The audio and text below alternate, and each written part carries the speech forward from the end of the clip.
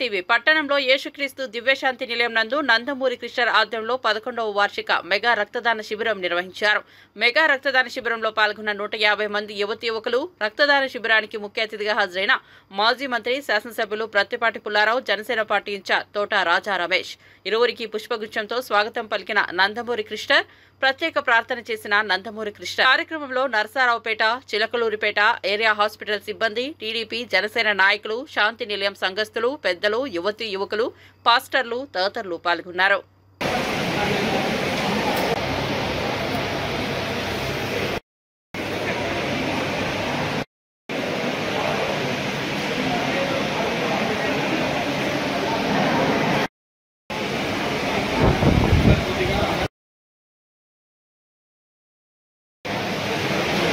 Wait. Nice.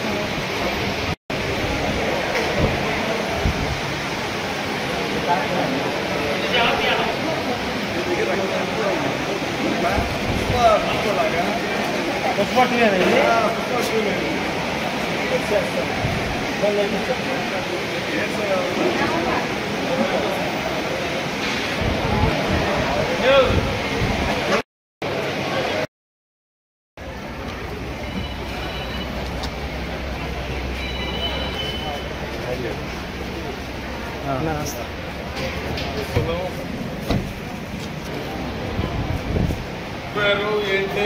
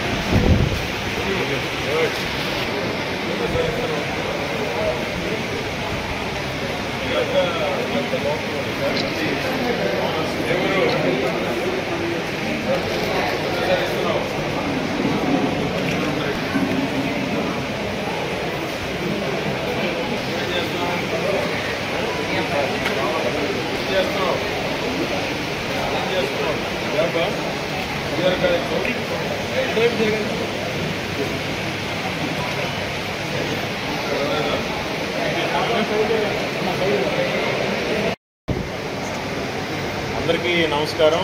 మరి Chilakaluripet Purushothampatnam bypass రోడ్లో ఉన్న శాంతి నిలయం ప్రార్థనా మందిరంలో గత 10 సంవత్సరాలుగా రక్తదాన శిబిరాలు ఏర్పాటు చేయడం జరుగుతుంది. ఇది 11వ సంవత్సరం.